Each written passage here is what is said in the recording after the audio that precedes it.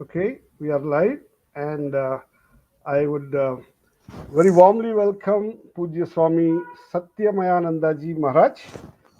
He is the Assistant Minister in charge at the Vedanta Society of Southern California, right now in Hollywood, California, and he has been so very gracious and kind to join us at this very odd hour for him. We are so thankful to you, Swamiji, for joining us.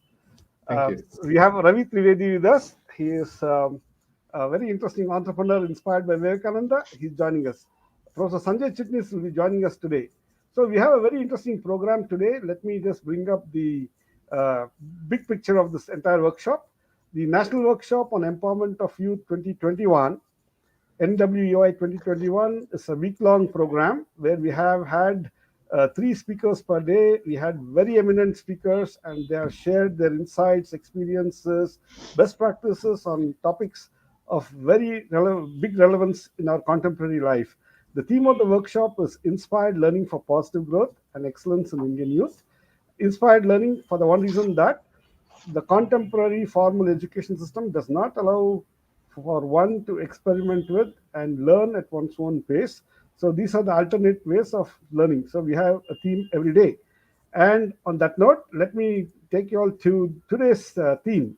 Today's theme is team activities and gamification of dharmic education. So very interesting as to how we can explore the idea of what it means to gamify dharmic education, how many people have done that over the ages, eons, if I may kind of say so, and we are very glad to have Srimad Swami Satyamayanji, who is the Assistant Minister at Vedanta Society of Southern California, on incentivizing satsangas for transformational dharmic learnings.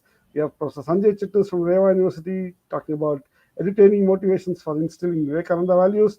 And we have Ravi Trivedi talking on opportunities for gamified dharmic edtech startups. Finally, we have a beautiful panel discussion on evolving from gamified benefits to altruistic seva, the dharmic learning stages. Before I go on to this, I have a small program, which is the invocation part. So we'll be playing a pre-recorded video of an invocation. Please join us.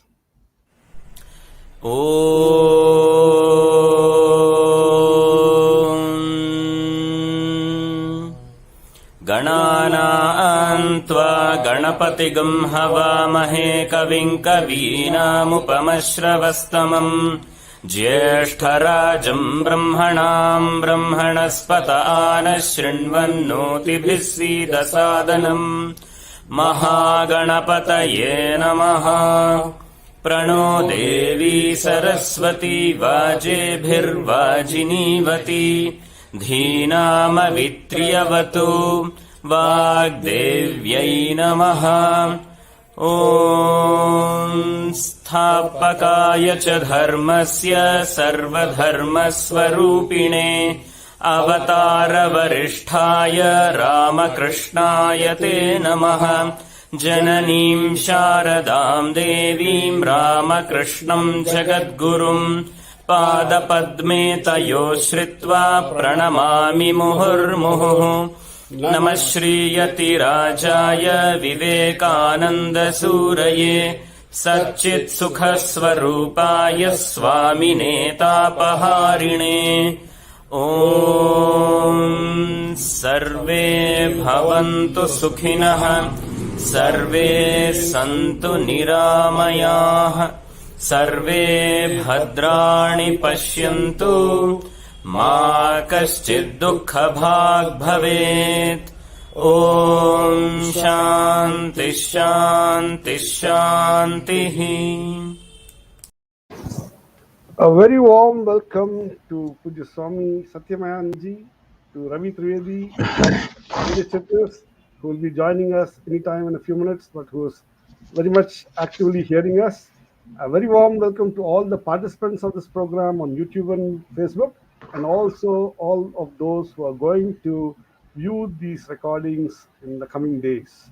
So on that note, I may now request Pujya Swami Srimad Swami Satyamayanji Maharaj, who is the Assistant Minister at the Vedanta Society of Southern California, to address us on incentivizing satsangas for transformational dharmic learning. Pujya Swamiji has been in the US for quite some time, and he has been a prolific speaker, an inspirer, an influencer, if I may kind of say so. And many who have come in touch with him have been magically transformed. And more importantly, Swamiji has been reaching out to a lot of folks in India, and I'm so happy that while it is about 4:30 a.m. in the morning, he is there with us right now. Pujya Swamiji, the stage is all yours. Thank you, Mohan, for inviting me for this national workshop on empowerment of youth. Swami Vivekananda, he had pinned his hopes on the youth for the transformation of India. So I'll start with a Vedic chant, which is found in the Rig Veda, which is appropriate for this occasion. Om Sangachatvam Samvadatvam Samvomana Ansi Janatam Deva Bhaganyata Purve E Sanjanana Mupasate Samano Mantra Samiti Samani Samanam Mana Sahachittame Esham Samanam Mantram Abhimantrameva Samananupo Havisha Ajuhomi Samanamastu Vo Manoyata Avasusahasati. Let us all walk together or assemble together. Let us all speak together. Let all our minds be in harmony. The gods of yore all proceeded by the sacrifice. When all thoughts are one in the mantra, then consciousness becomes fixed in the recollections of the most glorious one. When all thoughts become absorbed in them, when all thoughts are poured as oblations into the divine fire. This place is common, these thoughts are common. Let our hearts be one as well. Let all thoughts and minds be unified so that we may merge in peace and contentment. Om, peace, peace, peace. Incentivizing the gamification theory for dharmic learning, it's quite a mouthful. But actually, gamification is a new concept, but actually it's a very, very, very ancient, you can say, concept, because humans have always invented and played games. Yes, somehow this idea of competitiveness, at the same time, the cooperation element has always been in human minds and human societies. So when we were young, we used to play with these toys. And then now there are people playing with different types of toys. Take, for instance, boys used to play with those tin soldiers. Now they have war games. And after the war games, people really actually go for war. Okay. So these games have always been part of the social and cultural life, and it's been there for a very, very long time. Philosophically, from the standpoint of dharma, or much better, you can say the very fact of our existence depends on others. How is that? Our bodies and our minds are designed to interact with others, because that is how we are built. Try to imagine yourself as just isolated, like solitary confinement. There are things that make you insane, and that is being isolated, being lonely. And this is one of the biggest problems today in modern society. Though we are together, yet we feel kind of lonely. And the moment you feel lonely, you have a diminution of your mental capabilities. And so when you interact with people and with places and with things, you grow. This itself shows that we are fundamentally designed to interact. So this is what happens. So psychologically, we are designed to interact. Philosophically, yeah, and structurally, materially, no person can develop in a vacuum. And that's the reason why all sentient beings everywhere, apart from humans, you find animals and birds and plants, they all congregate together. They live in a group. They interact in a group. Apart from the pecking order, etc., we have to live in a group. And what happens here? We find that there are something called the mirror neurons, which have been recently discovered. Not recently, but they have been discovered. And what does a mirror neuron do? What does a mirror do? It reflects. And our mirror neurons reflect other people's behavior and we learn. This is posited as one of the greatest, you can say, factors in the evolution of our species, in learning, in society, everywhere. We find that we can look at others and learn. So this itself is the, you can say, the film or that which will push us into this idea of incentivizing gamification across, you can say, all aspects of our lives. So we can learn, look and learn. Okay. Now, Indian philosophy or Indian metaphysics goes even a stage further. And they say that yes, psychologically, materially, philosophically, we are designed to be together as one. In fact, they say that the whole universe is actually created out of a Leela. Leela is a play. Even in the Brahma Sutra, they say, Lokavat tu Leela Kaivalyam. It's like Lokavat, like in the world, the Lord creates this whole universe as if it's a play. So here we have, that's a big game. There's another doctrine of the avatars, which has confounded people for ages. How does an avatar come? Why does an avatar come? And a lot of writers on bhakti speak about the leela of an avatar. It's not only the creation that's the game, but the very fact that an avatar coming is nothing but a leela. Okay.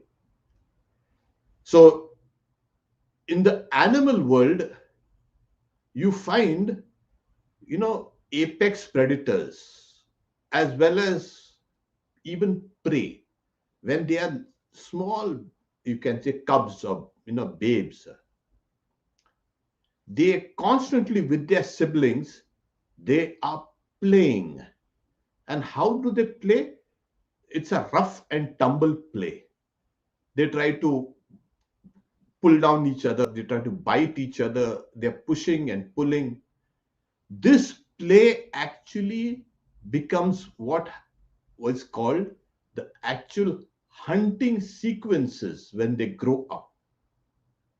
So from here itself, you can understand if the prey animals like the big cats, they are learning how to play in the very beginning in order for that play to emerge as a hunt, which is the food, etc., and survival in the future. You can understand its importance. And it's an amazing fact. Like the prey animals are constantly, when they are young, they play the future hunts.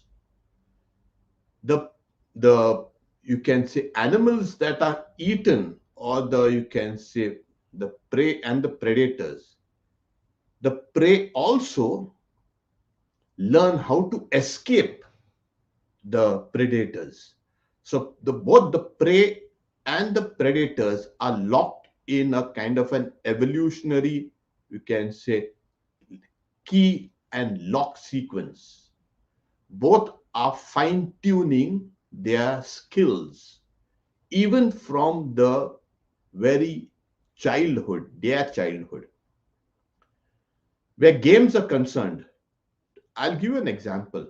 Suppose you ask a young boy or a young girl, this is the football, go and play.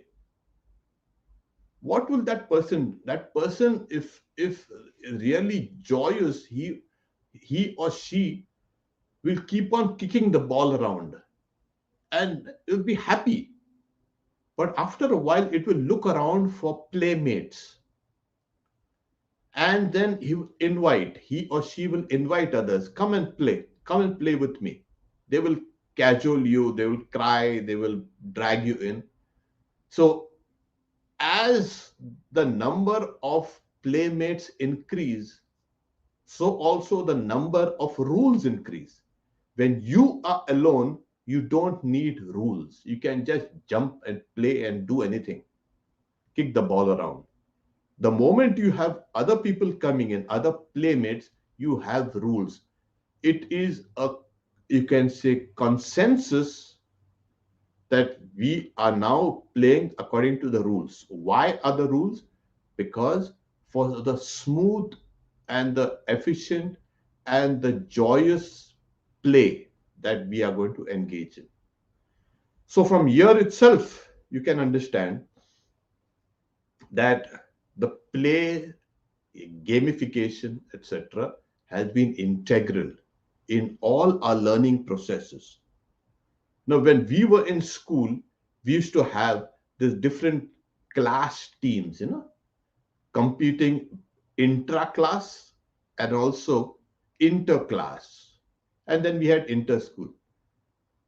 So when you have all these skills and these kinds of games, we had also had these sales and marketing teams.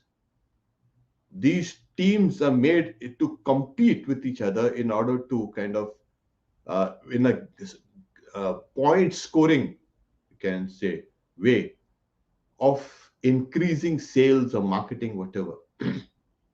So you already have these things in place. Where dharmic learning is concerned, you see, it's very important that, like that person in the football cannot play alone or might play alone for a while. So also in dharma, you cannot stay alone for a while. When you are staying alone, you are part, or you're intersecting with all the other concentric circles of, you can say, society.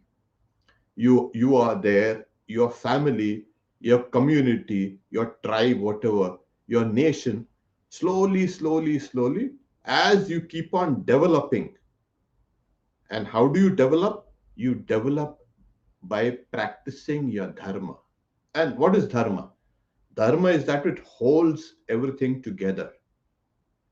So once you are accomplished in your swadharma, your dharma to your parents and to your school or to your college and to your religion, etc., you have these particular ideas of responsibilities growing for you. The more responsible you are, the more responsible you will be for others as well as you. So this idea of dharma, dharmic learning, starts with the idea of responsibilities. You cannot push dharma down on somebody's throat and say, this is your dharma. Dharma is generally translated as a person's religion. And the very root word of the word dharma is that which holds together in the widest sense of the term. So it starts with swadharma, and then it starts with kula dharma and rashtra dharma, etc., etc. So you are part of already of a larger and larger concentric circles that come to you when you start taking responsibilities. So in a dharmic learning, in a satsanga, what happens is these two things, this idea of competition and at the same time the idea of cooperation, are essentially at play. You can fine tune your skills, you can increase your intelligence, you can diminish your ego, you can do so many things so that you can grow. Swami Vivekananda was constantly aware that the idea of India uniting is the idea of India growing. We have been bickering and fighting and at odds with each other. And foreigners had come and exploited this idea of bickering. This, we are always hypercritical of everything. And that divides us. When you can learn to appreciate the qualities of others, you can learn to appreciate the intelligence of others. The idea of sharing comes in. This is important for the growth and the growth of the group. So in order to become an integrated whole, what we want is something that is completely integrated. So in a setting which in one place, suppose you become an extremely good, you can say, footballer, okay, working in a team, you can use those skills, football skills, in the field of others, like hockey, or even in things like, okay, we need to this Swachha Bharat Abhiyan and this and that. You can do it in your family, in your home, you can do it everywhere. What happens is the skills that you learn from one area can be applied and are applied in other areas also of activities. So other activities are like these various hierarchies. Okay. So you can, if you're good in one hierarchy, you can use these skills in different hierarchies. So if you're good at combining with others, you have the stamina, you have the speed, you have the concern for others, you learn quickly. And this learning quickly is extremely important in today's world. So when the youth who are constantly with their cell phones or smartphones, they're constantly involved not in the real world. These youth can come together in a very positive way. Why satsanga? The very definition of the word itself tells you why. It is sat, it is a real truth. Sangha is, you can say, the coming together, assembly. As we have just said, Sangachatvam, Samvadatvam, Samvo Manansi Janatam. It's a tremendous fact of, you can say, existence. That we need to come together, interact with others, learn the skills, learn to attenuate our egos, learn to put myself at back sometimes, learn to take leadership roles. This itself is the thing that is going to take us higher and higher and higher and higher in all areas of activity and all areas of life. Now, Swami Adbhutananda was Sri Ramakrishna's disciple. They used to play that Golakadham in the old days. Golakadham, it's like nothing like the old snake and ladders. And when Swami Adbhutananda's piece reached heaven, he was so happy.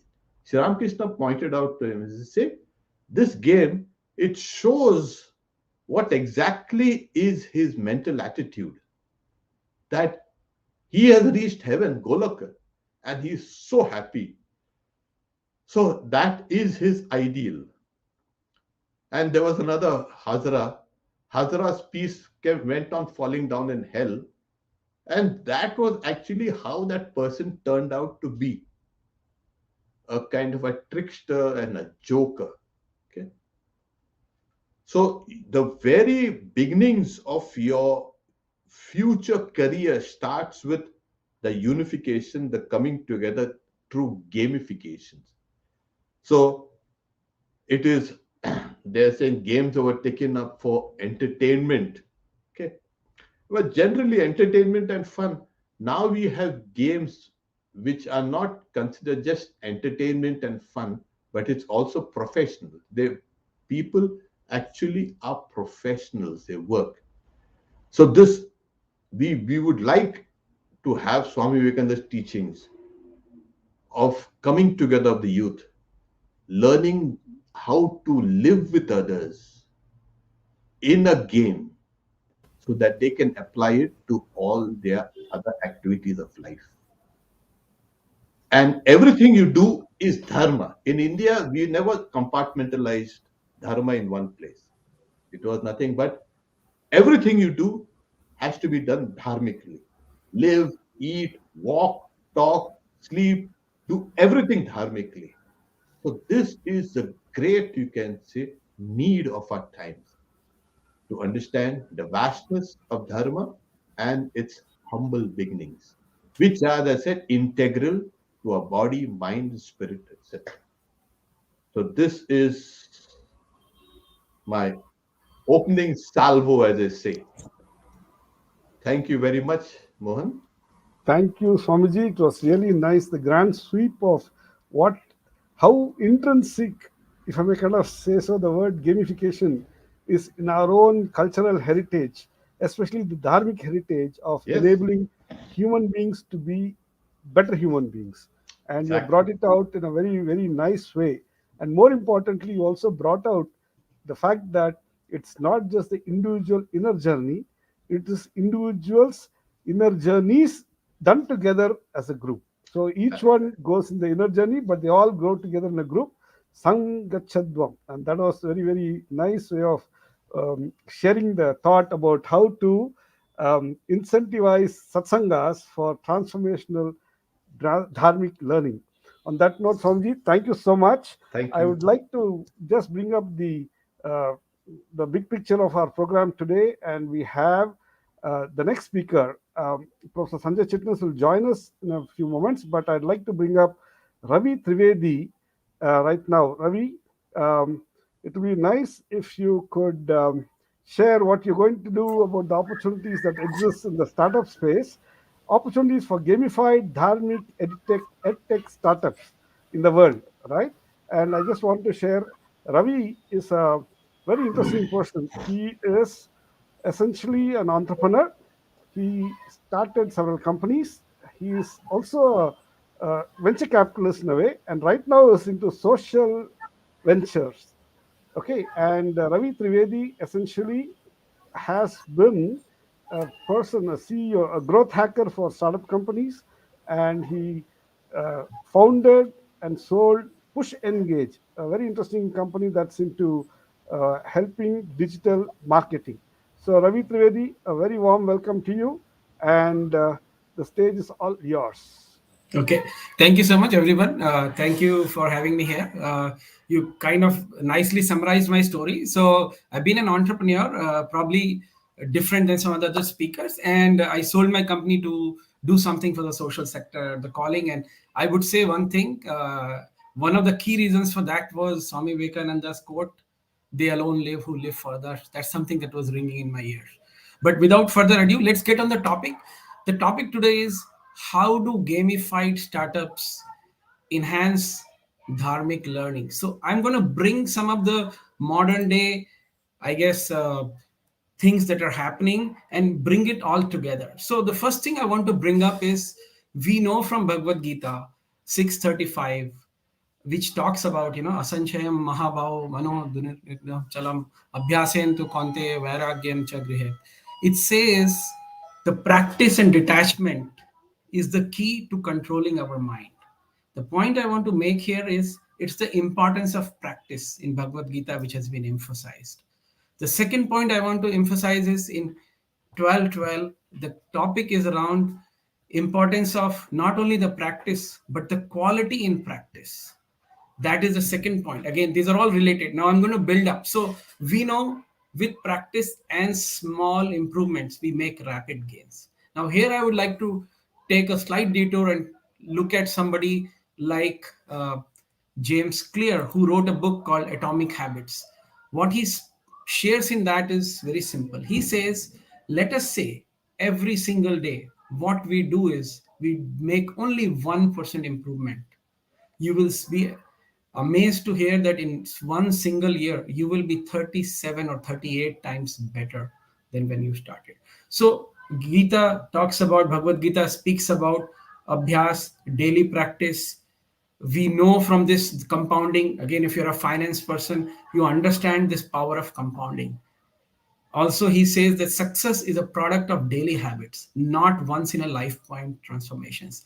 This is what I want to make a huge point. It's the small gains, it's the discipline that add up. Now, the question is, how do we make these improvement? How do we do these practices every day? What can we do about it? Right? So let's delve deeper.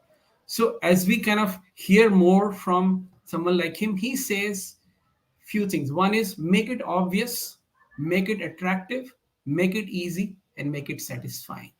And when we go into this word gamification, I will demystify in a second this jargon. We'll see how all of them apply. I also will paraphrase from another monk who I follow, Om Swamiji. He speaks about that if you practice something for 40 days, it becomes a habit. So a lot of the Purushcharans and a lot of the mantra sadhanas are 40-day plus. So that's another point I want to make. If you want to make a habit, you have to have obvious, attractive, easy, and satisfying things, plus doing it repeatedly for 40 days to make it a habit. So this is kind of the premise, the basic. Let's kind of build on top of it. So what is the challenge we are facing? One of the challenge, of course, and I have a son who's 14 years, is how do I introduce this spiritual education to my kids, right? We know there is a lack of time due to many activities they have. There's so much stuff they're doing, right? Then they get so much distraction due to the mobile devices. I mean, forget kids, even it's a distraction for us. It's very hard. You remember, even if you go to a movie cinema hall, you would probably half the time watching your mobile, not even the movie. I saw this recently, right? We are looking for instant gratification, right? We also have social media. We know that means it's 24/7 communication. There is peer pressure. Word is going around quickly. There is misinformation. We are looking for social proof, external facing activity. Again, this is what I'm saying typically happening. Not saying everybody does it, but which often depict only a small portion. The point is there is duality in everything. So what is the positive effect of all of this? And that is what I'll call as gamification. And let's talk about what it is, right? So the gamification essentially is, I mean, if you look at the challenges, what we saw in the last slide, flipped on the other side is gamification. And it's also ties to what we read earlier. It's something which says it's easy to go to the next level. Now, if you look at gamification, if you have played any mobile phone app, or sorry, if any game, you will know, and I will take an example of a meditation app, how it does. It talks about how easy it is sometimes to cross the first level. Maybe you have played Tetris, maybe you have played some game. It's easy. The first level is always easy. Why? Because we want you to know that, no, it's not hard, it's easy. So think about dharmic education or spiritual education for your kids, for everybody in that way. How do you make it easy? Can they understand it, right? That's the first step. Second step, how do you make it competitive? Because we are, after all, competitive by nature. We like that, right? It's a good spirit, right? So we have things what we call a leaderboards. I will share maybe a little more on them. What are leaderboards? They could be rank of few people competing together. Maybe this is, again, depending on a meditation app or a chanting app, this may be about people who have the highest streak in meditation, means who have made a habit and have been meditating every single day, or people who wake up at 4 a.m. every day. Whatever that you're competing for, a leaderboard. Now look at this. This is the flip side of what I shared the last slide, right? The third one is social proof. We know we all, or most of us, are living or kind of in the social world because we are showing off. But flip it the other side. How can I make it a positive? The positive of it could be you make a batch and of something good that you did, right? By doing that, you're not only sharing that you did something good, now you put a pressure on yourself. You can do what is called as an open resolve. You can say, hey world, I'm going to lose weight 10 kgs, or I'm going to do this X, and you put it out in open. All of a sudden, not only you have amplified your image, but you also put pressure on yourself to make sure you follow up. Again, this is something that helps you, I guess, create habits. Fourth one, again, this is all about abhyasa, right? Making a habit a discipline, right? Small little nuggets or alerts each day. This is again a key portion when you look at gamification, right? And finally, the instant gratification. How do you get something quickly when you do something? Can you get points? Yes, they are virtual, but they are of value in my mind. That is how I'm nudging the individual to do, whether it's spiritual education or certain things like meditation, which I'll cover in a minute, which often to a beginner may be very boring, may be very hard, but that's how you overcome the hurdle. That's what I'm trying to talk about here. Yes, like I said, it's a daily habit formation through repeated positive feedback. Let's look at this case study. This is a meditation app called Black Lotus. This is something that I follow. I have a streak. You will see my streak in there. They have this level called aspirant to legend level, and they follow a framework. And I'll share a little bit, and you can see how some of these elements of good things have come in. Reflect. In the reflect portion of what is called the rare framework, they have meditation. There are 4 things that you do every day. One is reflect. You do meditation, maybe 5-10 minutes. There are pre-recorded ones. You select, or you're given one, and you do it. Second, in the act, you do one of the breathing exercise. Second, you do what is called as a kindness act. An act of kindness, you will register one act, making kindness a habit, right? And this kindness doesn't mean you're donating money. It can be even smiling and speaking nicely with somebody, right? Remember, we often hurt people more by words than anything else, right? So kindness has many, meanings there. Third is reinforcing, which is, in this app, the third thing you do is in the evening, you go and read a story, and it reinforces. It could be a spiritual story. It could be any, right? And then finally, in the day, at the end of the day, you reflect, how did my day go? Did I do well in XYZ, whatever my goals were, right? And again, some of it, this may feel familiar to some of the monks here, because they do have a daily log, they record in it. Now think about it, what does this app do? It gives points for this activity every day. So all of a sudden it's exciting. And then let's look at what else it does, right? So if you look at it, what these are the type of packs it has. There's a pack for becoming calm, mindful, zen, focus, self-esteem, gratitude. These are 14 to 21 days exercises that are given to you either through guided meditation or otherwise. And there you have it. You can see there are these points that you're earning, and you feel good about it, and you share it. That's the whole idea, how to make it habit forming, right? And then finally, there's a streak. Again, I've taken one more app called Calm, which shows this. 100 days I've been meditating at a stretch. This is my streak of 588 days. I've been doing this 588 days, right? And once you share it in public, you want to continue the habit. So I think these are some elements of gamification. But I want to talk not about these. These are good, and some of you know it. And if you're not, consider using it. Whether it's a magazine, whether it is something that you want people to consume, article, do some kind of these activities around gamification, which I shared. And I'll just go back to a few slides, which are around making sure you have points, badges, leaderboards, or some small rewards. Include them. But I want to leave this presentation with what is coming next. And I'm telling you, this is going to be mind-blowing. There are 3 words you will hear. These are buzzwords, but I'll tell you very simply. There's a word called augmented reality. There's a word called virtual reality and mixed reality. What are these? Augmented reality means you see an image and you superimpose the image with something in the real world, like a hologram. I'll give you an example of that in the next slide. This is an example of a school kid, although it has a virtual reality glass, but seeing in the real world. Let's say if you were able to, this is called augmented reality. A virtual reality is where you wear a glass or something on your in front of your eye, and you see in that screen something which is virtual. But augmented is more real because it's something which comes out. And the mixed is a mix of both. You see something in front, you wear a glass, you take an action, and the stuff moves. Again, kind of like what the movies are. But guess what? These all are a reality today. There are many apps. You might have heard of the metaverse launched by Facebook. Some of these are becoming a reality. And so here are my thoughts for folks who are trying to build and increase dharma or some of the things that we do in spiritual education.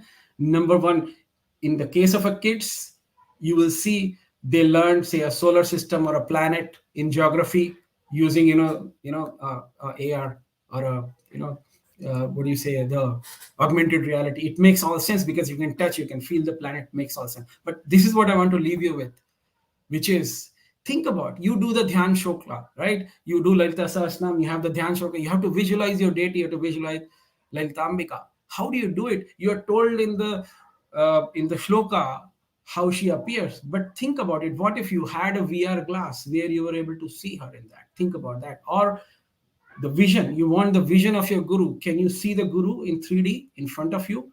Now all of this is possible. It's a matter of 1 or 2 or 3 years and you'll see that. Again, think of that and how, I guess, engaging and more compelling it'll be.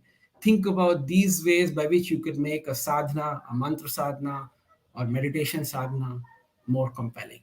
So that's kind of the summary of what I wanted to share. I want to kind of leave you with these final thoughts, saying that gamification is a great methodology which uses today's technology in helping the spiritual education to reach the youth and elders alike. It is a mechanism to make a habit, abhyasa, with quality, as Bhagavad Gita talks about. And look out for AR, VR, MR based apps, which is augmented virtual reality, in the next phase, which will happen in this space as well. And if you are somebody who's thinking of that, please go ahead and help our dharmic education go further, or the spiritual education. Thank you so much. With that, Wonderful, absolutely wonderful. It was really nice. I'm amazed that you could do this in such a fantastic way. It opens up immense possibilities of trying to blend the best of the contemporary technologies with the best of what is very important for human beings to grow up into better human beings. And I was pretty impressed by the fact that you could bring out those apps that is being used. It kind of brings up the integrity within the human beings to see and get constant feedback to go forward. On that note, I'm like to thank you on behalf of all the participants, Ravi, and please stay on for the panel discussion. This is very interesting. The next speaker is going to be um, Professor Sanjay Chitnis, and here is the program schedule. Professor Sanjay Chitnis is professor and dean of research at Reva University in Bengaluru. He did his master's in IIT Kanpur, PhD from Indian Institute of Science, and has worked at Motorola and has been a senior faculty member at several engineering institutions in Bengaluru. And what he's going to do right now is to uh, essentially talk talk to us about edutaining motivations for instilling Vivekananda values. It's a very interesting combination of buzzards, perhaps, but let me bring in Dr. Sanjay Chitnis. A warm welcome to you, Professor Sanjay. We are not able to hear you, Sanjay. Maybe you should get your this thing up. We are not able to hear you. We are able to see you. We are not able to hear you.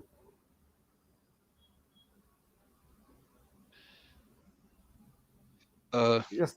Yeah. Right. Yeah. We can hear you. We can hear you now. The microphone has to be set correctly. Yeah. Thank you. Okay. And Thank you. A warm welcome. thank you, Mohan. And shall we start? Yeah. Yeah. Yeah. Your Sure. stage is all yours. So first of all, it's my great pleasure to be with this August Assembly, and I would say this is a satsanga itself in a way, and very interesting topic. So let's start. So Mohan ji had done very good kind of curation of topics, and this is a topic, what was suggested.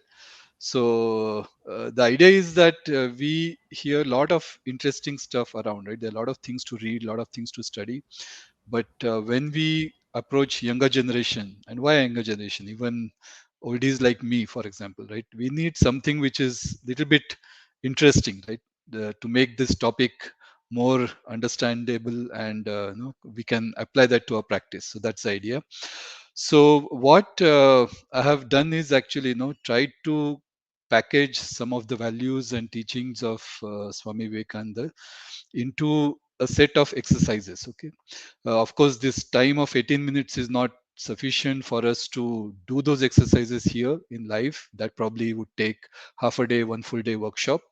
But please treat this as a instructions for the exercises, and you can do at your own time. You must have received links to a diary from Mohanji, so please add your work which you are doing as part of exercise in that diary. Otherwise also you can do in any notepad, word document, etc. And it's mainly for you, right?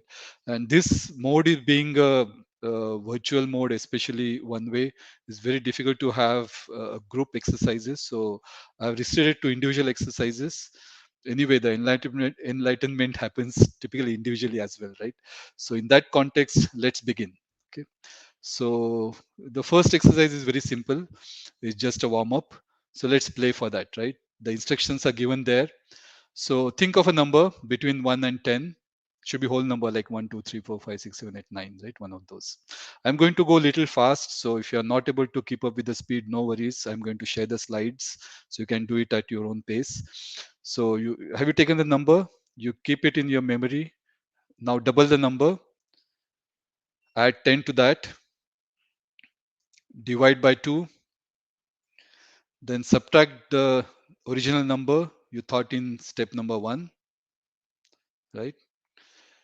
Add 6 to that. Now multiply by 2, that is double it again, right? So you would have got some number, right? It will be between 1 and 26. So now you have to map that to a character. Okay, if it is 1A, 2B, etc., etc. So if it is 22V, 23W, and so on and so forth, right? So I hope you got the number and you got the letter corresponding to that character. Fine. Okay. So next step is, now think of a personality whose name starts with that letter. Fine. Don't think, whatever comes to your mind. So is it Swamiji?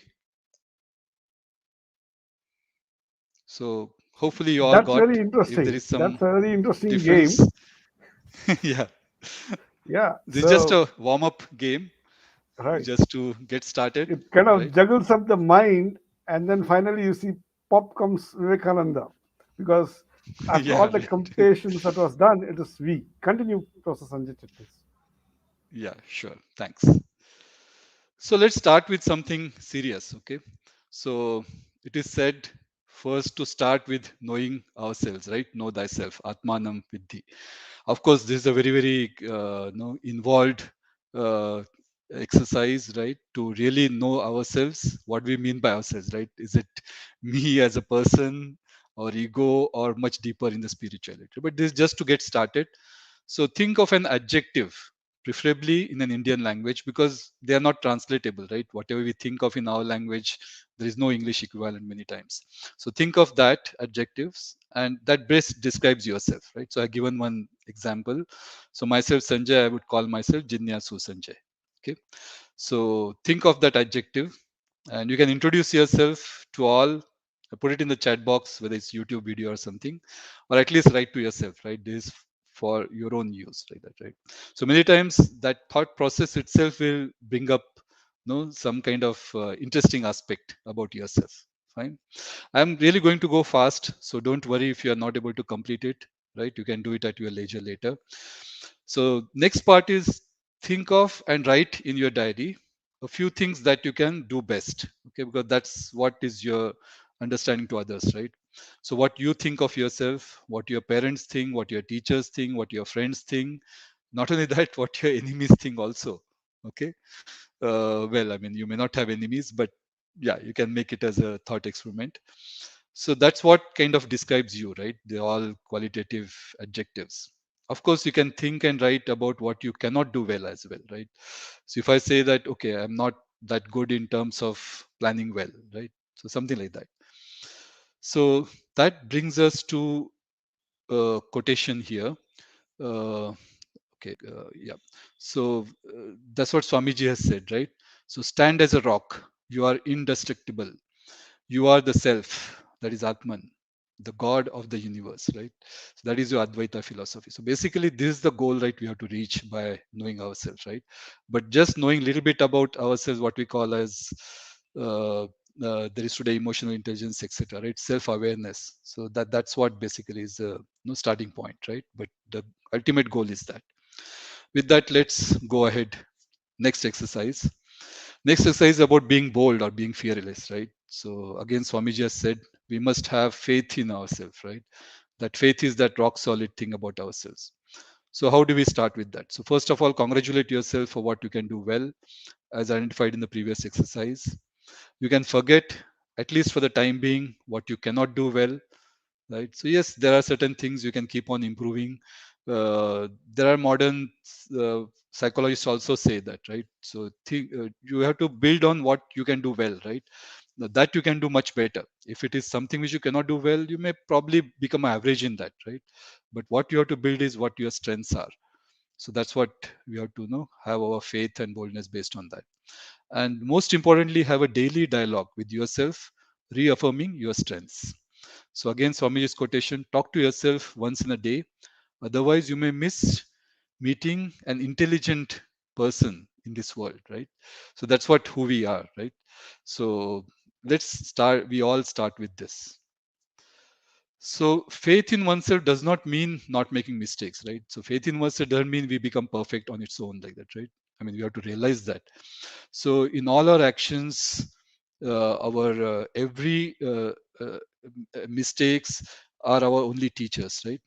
Who commit mistakes, the path of truth is attainable by him only. Right? Because Swamiji also has said, see, trees don't make mistakes, stones don't make mistakes, right? Only human beings make mistake because we have that kind of consciousness, right? Even our great teachers, right, gurus, they have told that in the validatory address, right, which comes in Shikshavali of Taittiriya Upanishads, saying that Yani anavadyani karmani tani tvaya sevitavyani no itarani, right? So only those things which can be followed, right? Please take it. With anything else, don't take it like that, right? Because they also accept, they are very, very humble, right? Of course, they are great, but at the same time, they have that courage to tell, right? Please assess us, evaluate us, and take only that is good. So with that now, how do you feel those mistakes, right? How do you progress? So the only thing for that is self-education. So this is the next exercise, number 4. And it has been told, right? It comes by swadhyaya, that is your self-education, and pravachan. So when we teach, we understand better, right? In fact, that's what Feynman had said. We'll see that also. And now, just now we heard from Raviji, right, about gamification. There is a leaderboard of levels. So these are the 12 levels, right, very well identified in again Shikshavalli. It starts with Ritam, Satyam, Tapas, Damas, Shama, Agnyaya, etc. Right. One interesting fact I got from Shri Prashant Divekar, no, from Jnanaprabhuni Pune, that he's interpreting this in contemporary meanings, right? So Ritam typically talks about principles of the world, right? Physical world. That's nothing but science, right? So basically, Shikshavali is telling us to start with science, right? Understand science, follow that. Then, of course, Satyam, which is goes beyond our physical world, beyond that, what is the consciousness and those kind of things, right? That is the truth, what is there. So tapas, of course, is the basis, right, for everything. So like that, I think I'm not going to go over things. It's not my ability also to interpret all those things for you. But I think you can do enough swadhyaya and try to find meanings of all those 12 levels, right, or 12 different dimensions, if not levels, and try to see how you can do not only swadhyaya about that, but also keep on teaching others so that you ourselves, or we ourselves, understand that better. Fine. So this particular thing, right, about learning by teaching, even modern scientists like Feynman, is a famous physicist, American physicist. He also made this technique, right, which we keep on teaching students how to learn. So step one, of course, is pick and study a topic. So here, one of those 12 topics we can, pick up. Step two is explain the topic to someone like a child, right? So try to simplify as much as possible. That's the idea, right? So maybe unfamiliar with the topic. So when we try to do that, you find a lot of analogies, etc. Right? Then we ourselves understand it better. So while explaining, you will identify any gaps in our own understanding, right? Because only when you explain, okay, I'm not able to explain this, I'm not able to understand this. So finally, with that, you can return to the literature, find more about it, and understand it better like that, right? So this is the cycle to Swadhyaya and Pravachana. That's why Pravachana is also important. It is not that you become a big man guru and start preaching others. It is for our own good to understand these topics better. So next thing is basically exercise 5, which is a role play. I personally treat it as very important. See, we have all learned, right? Matru Devo Bhava, Pitru Devo Bhava, Acharya Devo Bhava, Atithi Devo Bhava, etc. So the idea here is that let's take up the role of any of these people, like a parent, teacher, Atithi. If you're a student, yes, you are going to become a parent future, but you may be already a parent or a teacher. Atithi, of course, we are Atithi. One modern way again, or I would say contemporary way of interpreting Atithi is when you post something in social media, right? You automatically become Atithi to the reader, right? This is a modern electronic way of being, transported to somebody's mind, right? Because all these people are basically our teachers, right? We learn from not only our parents or at Acharya as well as from Atithi. So we are also teaching others. So keep that in mind. So the idea of a role play here is think and write what you should do or who you should be to deserve this ultimate respect, like that of a deva, right? It's nice to say that we respect our parents, but if we are parents, if we are teachers, what should I do, to deserve that respect? That's extremely important. So please, think about that. Take it as an exercise, and put it. That will really bring a lot of transformation, right, in ourselves, right? Because that's the ultimate respect we are going to get. So what should I do to deserve that? Right? That's a humbleness. So finally, this is the last exercise, number 6. This is a thought experiment. So let's see, you and your friends are all going to a trip to Kolar. So why Kolar? Because there is a breaking news saying that some people have recently found gold in an abundant gold field, right? This is just a thought experiment, by the way. This is not a real news, but let's imagine, right? So there is a real gold which you may get. So your friends want to start at 4 a.m. and reach there before anyone else reaches there, right? So now it is 3:30 a.m. and your friends calls you to wake you up, and now you have two options, right? You are getting that call.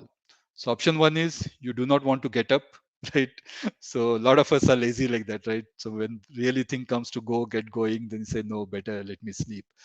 So in that case, you have to write down what all reasons you will tell your friend why you will not join. Okay. So that is number one. Number two is if you are really going, then you have to write all the things you will do, right? Not to miss, no missing that bus which will leave at sharp 4 a.m., right? So in fact, I was talking to somebody and they said that why missing 4 a.m.? I'll go ahead and book a cab and start going and wait there, right, in the night, right? Why to miss that opportunity of goal, right? I'll go to that extent to not to miss that opportunity. So this is just a thought experiment. So please think about that, right? So what in us which stops us from achieving what we may get, and what all lengths we have potential to go through, right? So with this exercise, can we do the same, for our goal, whatever it is? So that's why Swami Vivekananda ji has told, no, arise, awake, and stop not until the goal is reached. Right? This is a quote from Upanishad. And of course, he has said, take up one idea, make that one idea your life, think of it, dream of it, live on that idea. Let the brain, muscles, nerves, every part of your body be full of that idea. And just leave every other idea alone. Right? This is the way to success. Right? This is great message. Right? So with that, I would like to close. So let's think what is our that idea, and it's my sincere wish to for that. Om Shanti Shanti Shanti. Thanks a lot. Wonderful, wonderful, Sanjay. This was really very interesting, your talk. And of course, may I request you to center yourself in the video frame? Yes, that would be nice. And people can look at you in full. Of course, the Sure. lower part Thank of you. your face is black because you have a black beard, and many Yeah, people beard. can't Yeah. figure it out again. But your Yeah. entire speech on entertaining motivations for instilling Vivekananda values through a series of role playing games was very interesting. In fact, the last Thank one you. about the Kolar Goldfield trip, which is a thought experiment, I was just thinking here is somebody, Pujya Swami Satyamayananda ji, and he has come to us at 4 a.m. to be able to give us the goat. Okay, Yeah. right? True. And that is what True. Dharmic spirit is all about. So, thank you, Swamiji. The thought experiment is a reality for us here because you are here with us. So, Thank you. on that note, let me kind of pull in the banner, which kind of gives the details of the program. So, we have this wonderful um, um, talk, rather panel discussion that we're going to start now on dharmic learning stages, the stages of going through various levels, essentially evolving from gamified benefits that Ravi Trivedi was talking about to altruistic seva, which is what Swamijis are all about, and that's what Swamiji was doing. So, on that note, let me kind of bring in all the people on board, and here we have Pujya Swamiji, a warm welcome Yeah. back. Thank you for being with Yeah. us here. Must say. Professor Sanjay Chitnas, that was very nice game. You had to center yourself up. Okay. Yeah, I And will. Ravi Trivedi, warm welcome back. Okay. So the big question that comes is this. The world, Ravi, you will have to unmute yourself. The world that we live in is a very self-centered, selfishness-driven, benefits-driven world. What is in it for me? What is in it for me? That is the Mula Mantra of the contemporary world. From that world to the dharmic world, where at the ultimate level of being the exemplar, what is it that I can do for you? Right? So we have a beautiful panel, and I'm so very what do you call blessed to share that here is a Swamiji who is renowned and is bringing that altruistic seva model. Here is a venture capitalist who is telling us how to go about building up the dharmic apps which will have the incentivized stages built in, initial level, then the intermediate level, and then the advanced level, and then the Swamiji level perhaps. And there is Professor Sanjay Chitnis who's actually rolled out some games to be played, and therefore the discussion now centers on these dharmic learning stages, evolving from gamified benefits to altruistic seva. Swamiji, your opening remarks.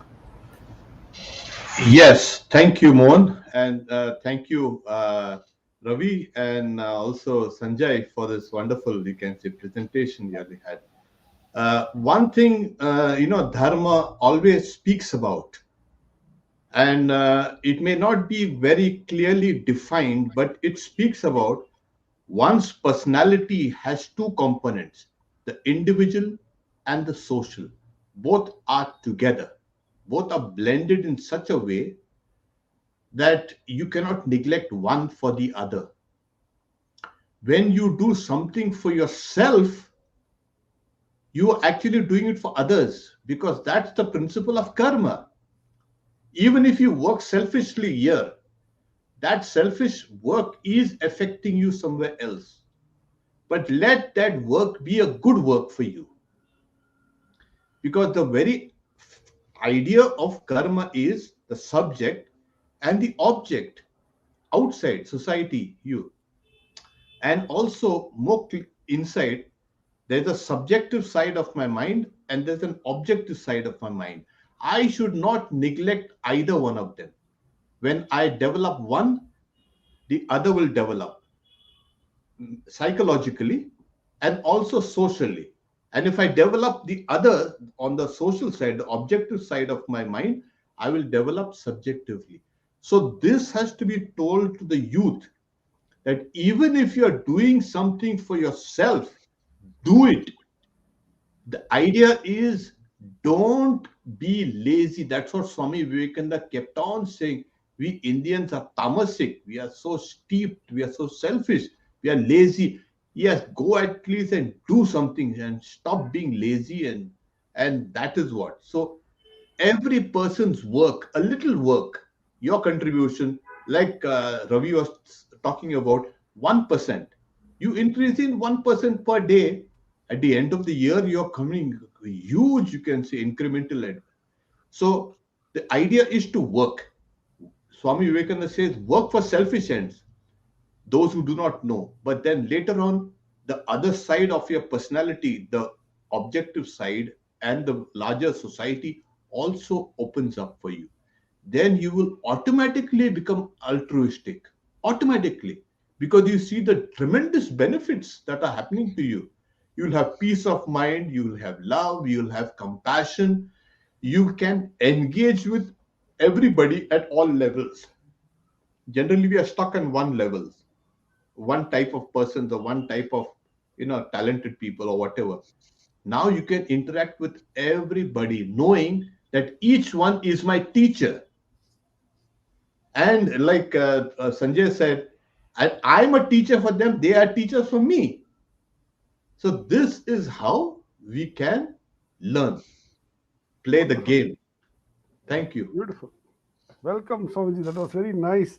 Sanjay, would you like to take off from there and talk about the various stages that you did the role playing about, but now actually the stuff, I suppose. What do you say about the learning stages of Dharma? Yeah, so as Swamiji said, no, I think that's very, very thought provoking. First of all, we can take this life itself as a game, right? When the description of Maya is there, that itself says that, right? There is a one reality The and Leela. everything else is, yeah, Leela. So Leela is, I think, a better word than English version of game.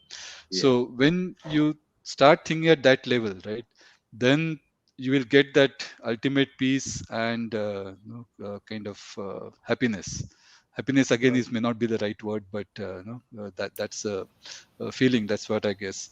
So the levels which you are mentioning here is first you have to get up from this tamasic stage to rajasic stage to the sattvic stage and then get Stage. beyond all these trigunas kind of thing like that, right? So that's also one way of looking at different levels.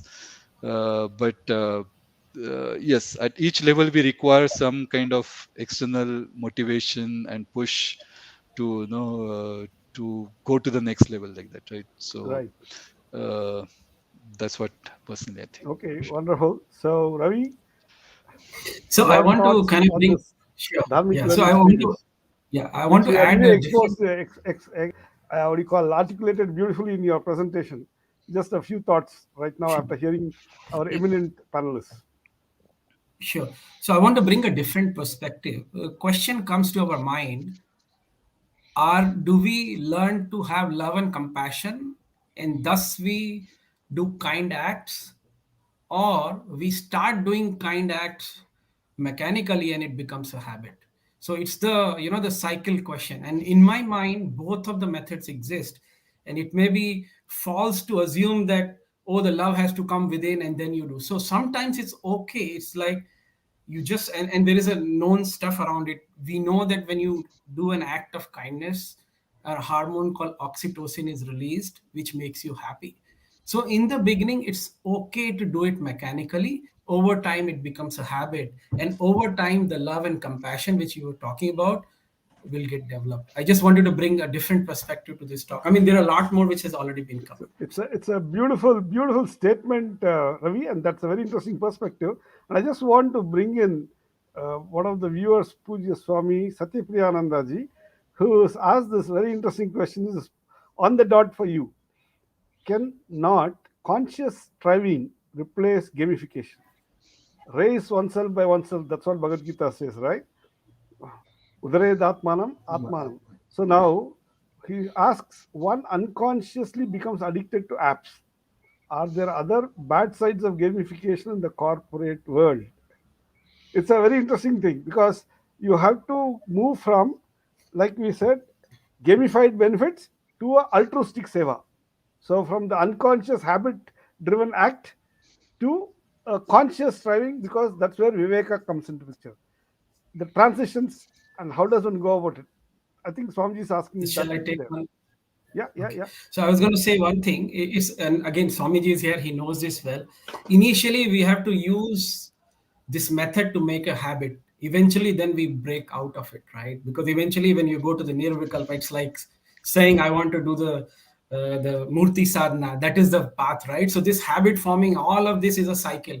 Remember, this is also a cycle. Someday we'll have to break out of it. But first, let's do the good cycle. So yeah, while there may be negative of gamification, let's focus on getting the positive of it, and someday we'll break free and we'll not be even worried about this gamification. From Yeah, sadhana there, to a dead yeah, ritual. yeah, You should not get into the dead ritual part. Swamiji. yeah. There is something called fake it till you make it. Oh, okay. I like that statement. Fake it till you make it. Make it. But don't make it and then start faking it. Very So beautiful. in behavioral sciences, behavioral psychology, they say yes, you put yourself in that particular behavior. Like suppose you're going for an interview in a job. Now square your shoulders, make your back straight. You may be actually nervous, but they're asking you to look confident. They're saying to walk with the steady steps, with everything straight. And the idea of confidence comes in. You're actually faking that posture, but that attitude comes in. And by the time you meet your interviewer, you are, a little confident. So this is the idea of faking it till you make it. I really like this. Yeah. Faking integrity until you become so very integrity filled. And I Exactly. think there's a very interesting parable or tale that I remember from Sri Ramakrishna, where he says that a thief went into a garden Yes, and yes, found that the sadhu there is getting royal treatment from the owner of yes, the garden. yes, yes. Then he said, okay, let me fake it. I'll also put on the ashes and sit like a Exactly. sadhu. Then Exactly. the thief also got royally treated. Then he said, why do I have to do all the trash? I can as well be a proper sadhu. And then he Real started doing sadhu. sadhana. Beautiful. Yeah, he also speaks about Yes. you can say artificial custard apple will give you the idea of a real custard apple. Okay. So that also, so it is an artificial, but then it gives you the real. Beautiful. And about Ravi's remark, I just want to add little more. So about love and compassion, actually they are intrinsic in us. Right. It is our karma that makes all the love and compassion come out actually. It is Okay. a journey of, you can say, self revelation. Okay. So the moment you say, okay, I have love, compassion, unselfishness, purity, I have health, I have everything, I just need to remove it out by doing some proper karma. So that is it. Right. Wonderful. Wonderful. Sanjay, what do you have to add? In between fake it Yeah. to make it, First, there's something else too? yeah. That's of course very interesting idea. What I'm thinking is many times when you think of compassion, other things, we should not think as something we are doing something for others. Most of the time, it is actually for ourselves we are doing. Right. Right. So when I go somewhere and do something for others, it's me who is getting that happiness and joy like that, right? So the Right. idea is that I'm really doing for myself. So I'm being a selfish at one level. Right? Yeah. Hmm. Yeah. That's what I But think. at the same time, you should also know that you are nobody to be on the high pedestal to be showing compassion to others, Exactly, Yes, exactly. right? Yeah, yeah. exactly. And that high Totally pedestal true. Yeah, thinking has to step off. You need to step off that. exactly, Yeah. And exactly. ultimately, it is for the unselfishness part that you're doing this selfish act. That's a Yes, very interesting twist there. Yeah. yeah, Sri Ramakrishna, when he had gone once in Samadhi, Right. then he spoke about those three qualities of Vaishnavas. He said first is Name Ruchi, that is the to like the name of God. Hmm. Then he's saying Jive Daya, that is to have compassion for beings, Beings. and Vaishnav Seva, so to help other devotees. So when he heard Jiva Daya, to have Daya, compassion for Jiva, so Shri Ramakrishna says, Compassion, compassion, daya, daya. Who are you? Just a worm. Who are you to show compassion? But no, not compassion, but seva. Seva. Yeah. And Swami Vivekananda was there. He came out. He said, "Today I have learned a great lesson from my master. If I have the opportunity, I will preach this message to the world." Beautiful. So, yes, Swamiji got this idea of seva from Sri Ramakrishna's criticizing the idea of daya, saying only God can be compassionate. Right. Yeah. So, when we have that compassion, yes, we will do seva. So, this is religion, dharma in action. Yes. This Yeah. is important for us, for all the youth to understand. Wonderful. So here is a youngster, I suppose, Swamiji, and he asks a question, and he's asking this question, I suppose, because somewhere in your speech, the fag end, Yeah. you were mentioning that we have to live dharmically, eat dharmically, sleep dharmically, and do everything dharmically. So his question is, what do you mean by doing everything dharmically? Eat, Okay. sleep, and someone who's not a bhakta or a devotee, Yeah. what does it mean? You see, what happens Ayushja. is, Yes. it's very clear. You embody truth. Right. That is called dharma. Okay. Right. Now remove the idea of dharma, just you embody truth. Yes. Live your life accordance to that truth within. Yes. See, when speak a lie or do something bad, your body immediately reacts. Your heart starts beating, you start sweating, your eyes change, your expressions change. That is, your body itself is saying you have done something wrong. Right. And all the stress in the world is because of this. We have strayed from the truth, from your own inner truth. So Right. live life according to that inner truth of yours, and that is dharma. You don't need to believe in any god or goddess or anything, but if you live this way, then you are living dharmically, and you can do everything according to dharma. Like Sanjay was Wonderful. saying, should I get up at 3:30? I have no, I can give some excuses, but those excuses are not true, and they will harm you. Yes. So you say the truth. I don't want to go. Simple as that. I'm feeling sleepy. Simple as that. Yes, go and sleep. Even that will do. Yes. So living in accordance with your own truth is the way. Beautiful. Thank you. It's wonderful. Wonderful, Swamiji. Ravi, you have anything to add to our young friend Yeah. Ayush Jha? No, I think it's amazing. I mean, I think what you're saying is say what you mean what you say, integrity. That's I think at the heart of it. I will only add one more thing, which maybe a Buddhist scholar or somebody else will say, or maybe some more folks, which is live fully in the moment. Mm, Just focus on that one thing that you are yeah, doing. That is also the truthfulness in some sense, and just the yeah, quality of it, right? And it's not about what you do, and this everybody knows, I guess, or a lot of folks know. It's not about what you do; it's about how you do it. So you yeah, could be doing the mundane, because a lot of people will say, I have no time for doing any sadhana, I'm so busy. So it's fine. You take your work as a sadhana, do it with utmost care, attention, patience. That becomes a sadhana. That's what I want to say. Of course, it's hard to practice, easier said. I will say that. Sanjay, I'll come back to you that, Ravi. I have a very important point there. Sure. So, Sure. Sanjay, what do you have to add to people who want to say, what do you mean by saying dharmically live, dharmically sleep, dharmically enjoy the world, or Yeah. dharmically renounce the world? What does that mean? Yeah. Dharma also has one connotation, which is our duty. Right. Right. So many times we are talking about different being on pedestal, etc., like that, right? But at some level, it is just pure our duty to do that, right? It's not any favor we are doing to somebody. Suppose we are taking care of our parents or taking care of our children or whatever our work we are doing, day-to-day work, right? At some level, we have to just take it like this is my duty. I have to do it, right? Come what may. So I Right. think that's also one of the things we should do. Wonderful. So let me combine all three of you, and I'd like to make this very interesting statement, which kind of came as a nice bulb lighting up in my mind. So Swami said, "Fake it to make it." Ravi said, "Be honest and be yourself. No lack of integrity there. And then, of course, Sanjay says duty. So I think what's very important is in the lecture of fake it to make it, not the other way around, right? There is Yeah. this thing called striving, and that striving is where the integrity comes, which Ravi was talking about. And the reason why you do the striving is because that's your duty.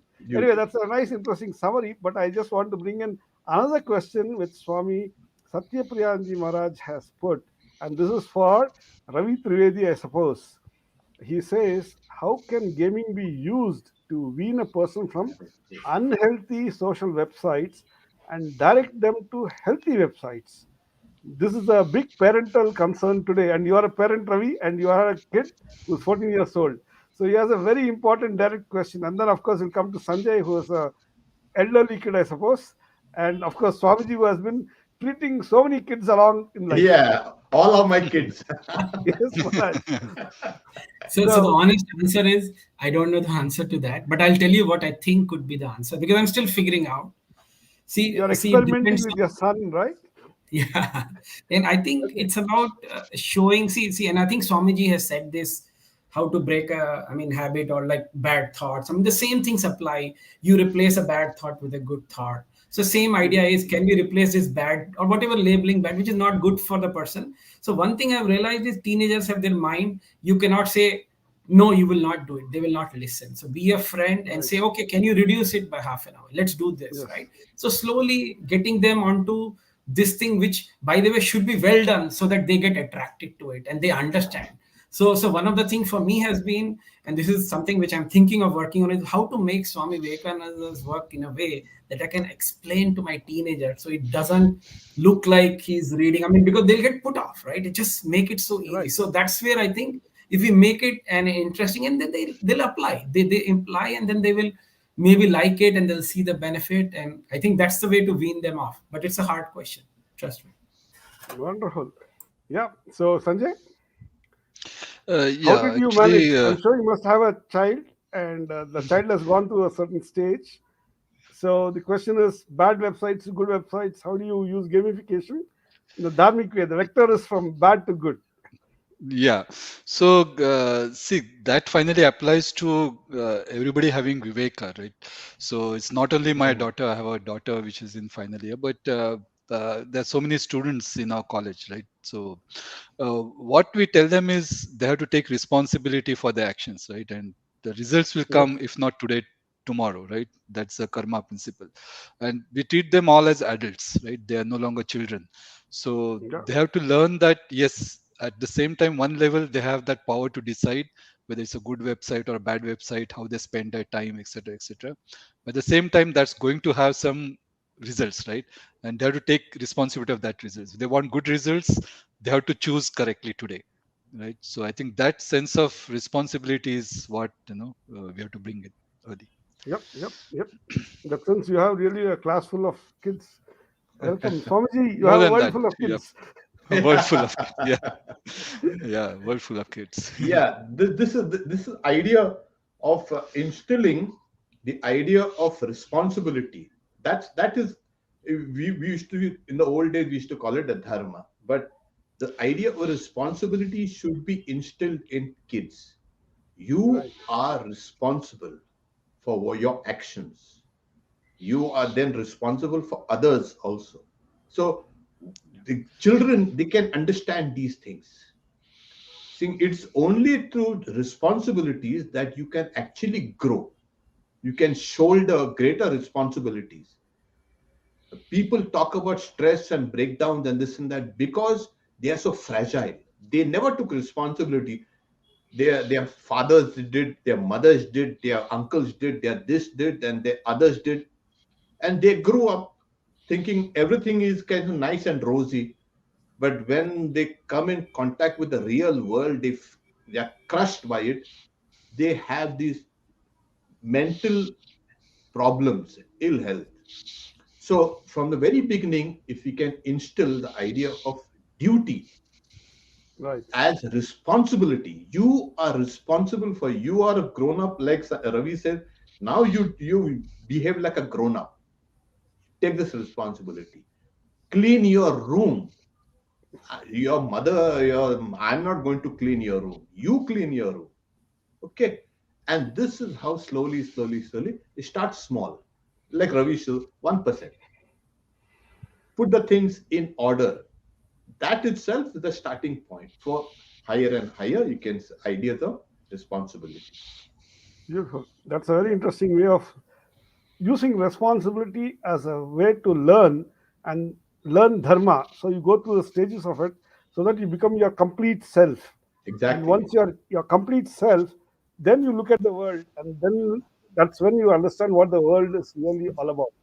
And If you may add one more point, which yes, I forgot and it's important, I think the kids also learn by not what you say, but what you do. So Exactly. you right, have to observe Yeah. and do. It's less by saying, more by just doing. As an example, you may not say speak truth, but if you speak the truth, they will imbibe. That's a very key lesson, I think. Yeah, I had wonderful, mentioned in my talk that there was a mirror neurons. right, So we mirror exactly what is outside and we learn from that.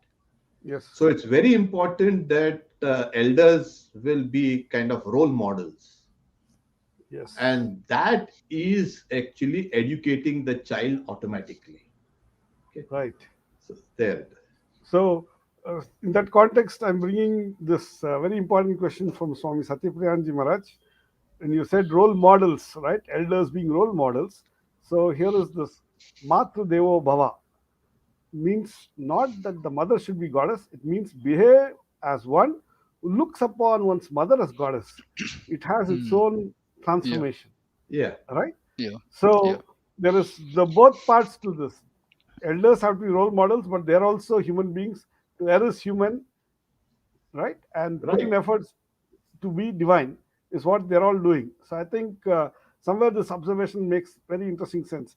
But Hmm. coming back to this gentleman Ayush Jha, he has this question for fake it to make it role model play. Okay, could you please explain more on this role play part? Because what does it mean? I think this question was for Sanjay because he was talking about this mind games and role playing to understand how one needs to incentivize oneself. Sanjay, what do you mean by saying role play?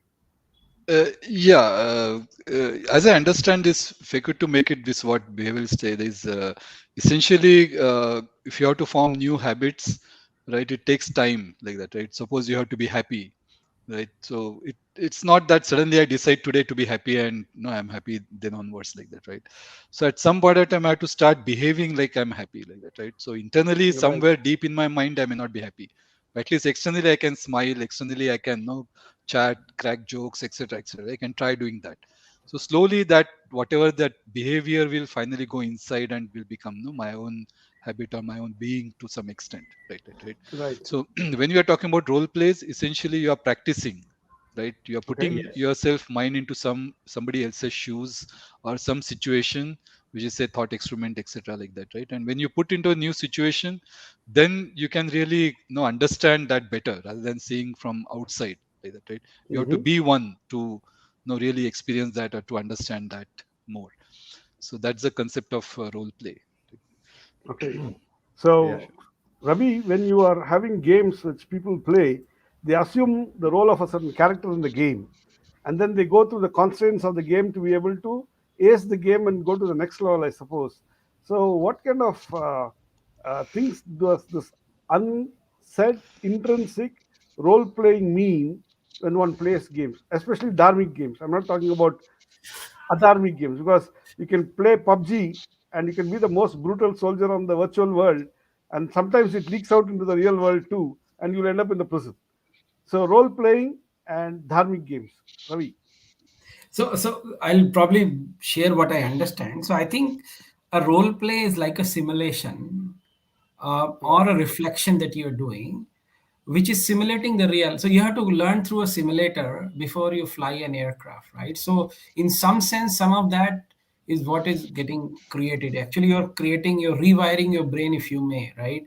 To think Right. differently. We have these habits, we have these reflexes, and this is also the answer to the other question as I think more.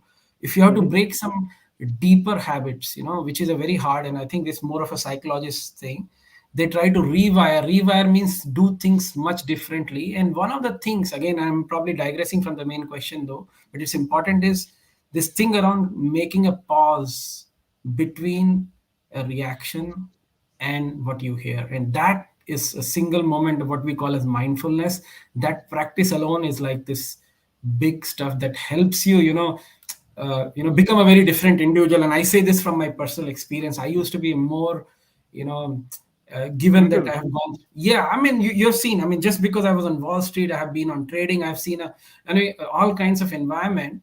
But just that pause, the point I'm trying to make is that's an example of, like, earlier we were talking responsibility. That's just a small habit that can help you change yourself. But answering your question on role play is just thinking about, reflecting, just like what you do in the end of the day. How did I do? Just to think through the constraints and come up with, like a simulator helping you through it. That's what I So could best. you newer way of doing it. You'll have to mentally visualize and try to chalk out what the plan of action could be, Correct.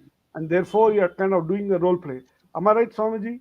This fake it to make it is all about role play. Am I right?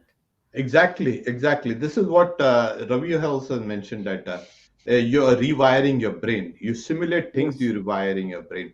And that's very important, because what happens is otherwise you will become very mechanical. You have Right. to bring in creativity. Consciousness, You conscious pause, you do activity. it, and that is very important, because in a game you have to be mechanical, at the same time you have to be creative. Right. So this actually helps you to kind of rewire the brain and then make that a permanent kind of habit. Beautiful. So what you're Yeah. saying is conscious striving with actually the habits in place, Yes. right? So the Yes. habit is the mechanical part, the conscious striving is the creative part, and the Exactly. viveka part, and that guides one to be excellent in doing what one's doing and doing it mindfully, like what Ravi says, Mm. right? And Yeah. do it as a duty, what Sanjay says, perhaps. That's a Uh, very interesting way of plugging the whole thing together. I'm so happy that so many things are falling in place. In fact, here is another question that comes from Puja Swami Satyapriyan. Swami Satyapriyanji Maharaj is so prolific in so many questions that he wants to shoot yeah. us as. Swamiji has a very nice question here. He says, there are people who become psychological wrecks or suffer from depression. How does AR, VR, and MR help to normalize such people? Experience from earlier lives influence our present life too. Meaning, did you see the connection between the two statements? The middle statement and the last statement. Ravi, the ball Yeah. is in So, your court, and then we'll go to Ravi, Professor Sanjay, and Puja Swamiji. yeah. So I think, of course, these are all deep, tough questions. It's none that I think I'm capable of, but I'll attempt. Of course, the past life have an influence, the current life an influence.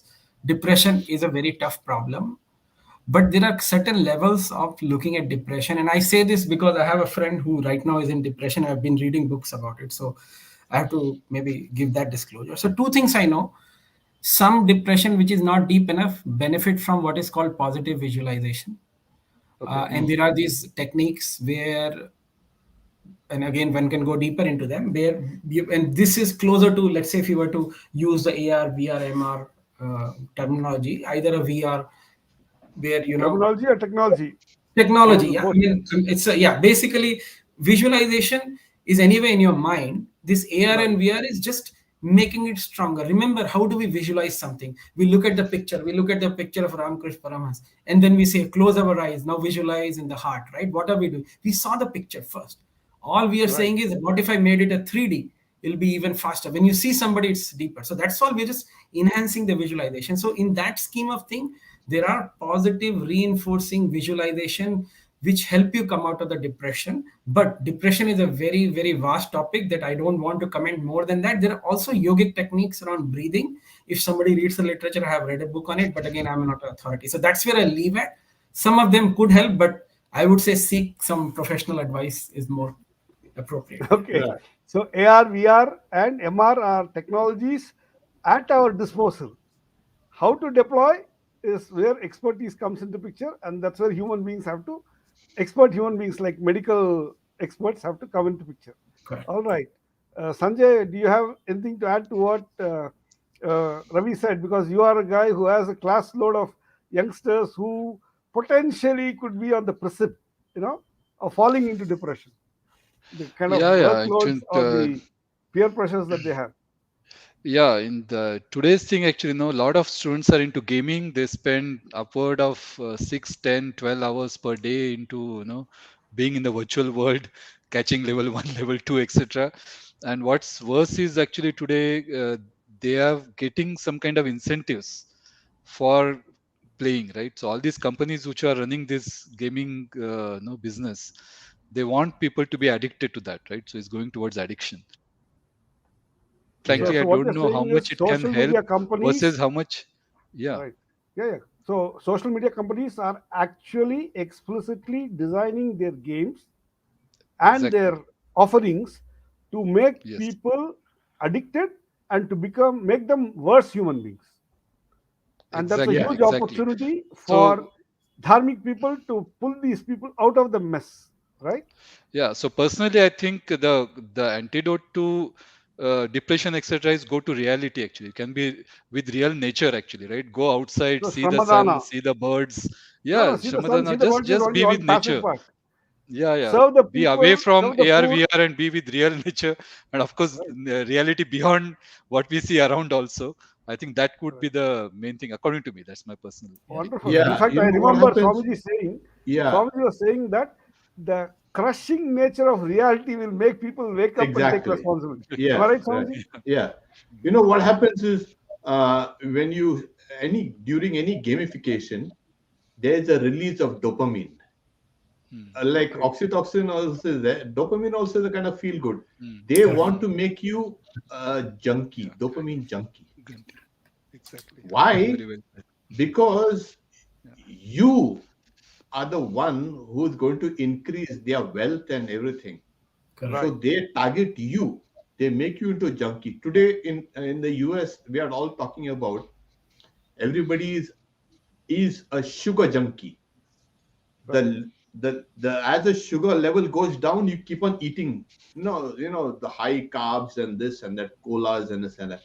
So your brain is a junkie for sugar.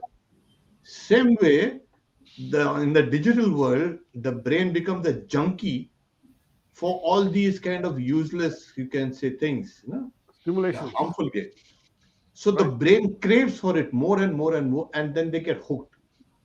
So right. what happens is you have to disengage them. So, And like Ravi is like saying that you have games, but now they have a dharmic content right, where the actual, it may be virtual, but the challenges are real, like going out and doing something, reading something uplifting, showing acts of kindness, something like that. So it is more a virtual plus a real. You have to engage them that way.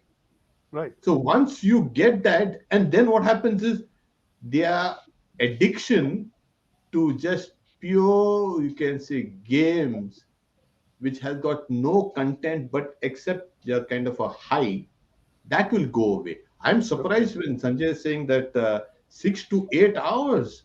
Oh my Yes, God, Maharaj. That is true, amazing. very true. It is true across a lot of youngsters in the world, in Bangalore, in India, in the rural villages as well, because games are now available on mobiles and the Yeah, people are stuck on the mobiles. amazing. Such a waste of talent and time and energy. Amazing. Yes. Swamiji, so we have a very interesting question from Thirumal Prasad, and he kind of mentions a few statements. Failures are stepping stones to success, right? How Hmm. to face failures and learn and take steps towards success confidently. First, success of the self, then success of your family, society, and team. So that's the question that he has. Any tips and tricks for this? Tips and tricks. you know, there is no tricks, but there are some tips. Okay, We are all talking about, uh, you have to reflect on ourselves. Most of right, us right, have been brought up with the idea that success, all successful people have only got success. Right. No, success is actually a part of the failure process also. Right.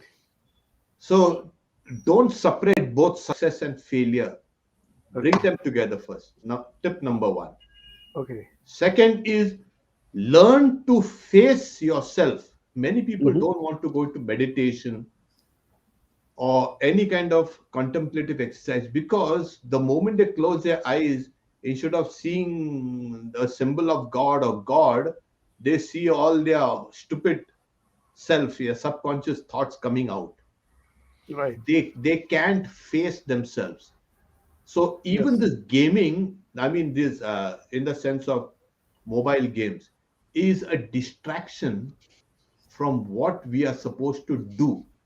So Yes. all movies, all you can say distractions, all intoxicants, drugs and alcohol is nothing but we are trying to distract ourselves from the reality, which is ourselves.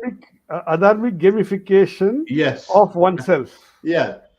So what you do is, at the end of the day, try to just confront yourself, see yourself. You have to be comfortable with your own subconscious mind. It is Okay. only when you study your subconscious mind you can challenge some Right. of your negative things or your weaknesses. Right.